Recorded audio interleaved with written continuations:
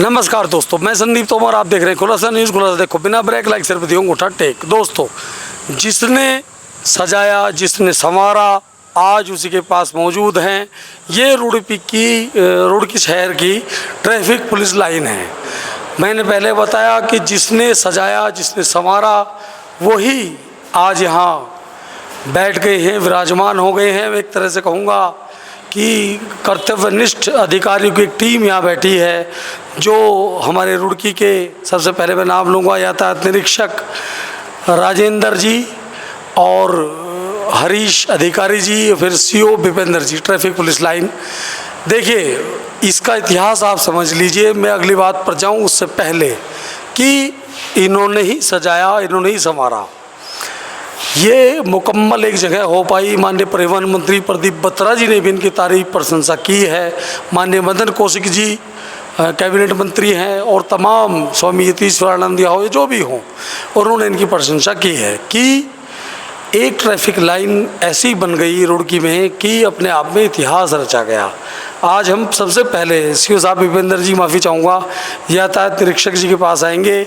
राजेंद्र जी, आप हमें बताइए कि क्या प्लानिंग चल रही है, किस तरह से यातायात को लेकर? अब यूँ 4 धाम यात्रा भी है, क्या कहेंगे? नमस्कार जी, सभी सम्मानित जनता को मेरा नमस्कार। सबसे पहले तो जो भी हम काम करते हैं, वरिष्ठ पुलिस अधीक्षक महोदय जनपद हरिद्वार, एसपी ट्रैफिक महोदय और हमारे सीओ ट्रैफिक साहब जो हैं, इनके निर्देशन में ही हम जो काम करते हैं वही करते हैं। जो भी रूट प्लान तैयार किया गया है वो 4 धाम यात्रा शुरू होने से पहले ही तैयार कर दिया गया था। जैसा आपने देखा होगा, कभी कभी नगला मृत्यु से रूट डाइवर्ट हो जाता है जी। तो वो भी सीओ साहब का ही निर्देशन है, जो हमने रूट प्लान तैयार किया है कि जब भी ट्रैफिक हरिद्वार में प्रेशर होता है ट्रैफिक का, तो हम नगला मृत्यु से डाइवर्ट करके लक्सर होकर भेजते लोगों को। मंगलौर है, मंगलौर के लिए भी हमने यातायात प्लान तैयार किया है। कभी जाम की स्थिति होती है, डाइवर्ट कर देते हैं हम नारसन से जी। और हैवी ट्रैफिक को पहले रोक दिया जाता है अब्दुल कलाम चौक पे। और यहाँ पे जो रुड़की शहर के बारे में बताऊँ कि यहाँ पे क्या है कि दिन में ट्रैफिक नॉर्मल रहता है, एकदम से शाम के टाइम पे लोग, जब मौसम थोड़ा ठंडा हो जाता है, तो 6 बजे बाद लोग गंगा आरती जो हमारी, हाँ, जाम नहीं बताऊँ मैं, क्योंकि बाज़ार में आदमी घूमने आएगा तो मैं नहीं ये अपेक्षा नहीं कर सकता कि वो 80 की स्पीड से निकले। मतलब बाज़ार में आएगा तो वो स्लो ही निकलेगा, और बाज़ार में या तो वो ख़रीदारी करने आ रहा है या घूमने आ रहा है। तो वो स्थितियाँ थोड़ा यहाँ पे पटियाला चौक पर होती है। हमारी यहाँ पे सीपीओ टीम रहती है, हमारा एक एडिशनल टीएसआई रहता है। तो आपने देखा होगा, मैं भी खुद खड़ा रहता हूँ। बाकी बीटीगंज में भी हम दोनों तरफ से हमने होमगार्ड्स ड्यूटी हो गई, हमने ट्रैफिक सिपाही हम लगाए। मित्रवत व्यवहार, यही अधिकार। और देखिए दोस्तों, मैं आपको बता दूँ, यहाँ हरीश अधिकारी जी भी बैठे हैं। ये बाइट देने को मना कर रहे हैं, लेकिन सीओ साहब भूपेंद्र सिंह जी मौजूद हैं कि डाइवर्ट हो जाता है, या ये हरिद्वार की आवश्यकता भी होती है कि हरिद्वार शहर में अगर आप पहुंच रहे हैं, आइए हरिद्वार, आइए, बहुत बहुत स्वागत आपका। उत्तराखंड आइए, बहुत बहुत स्वागत आपका।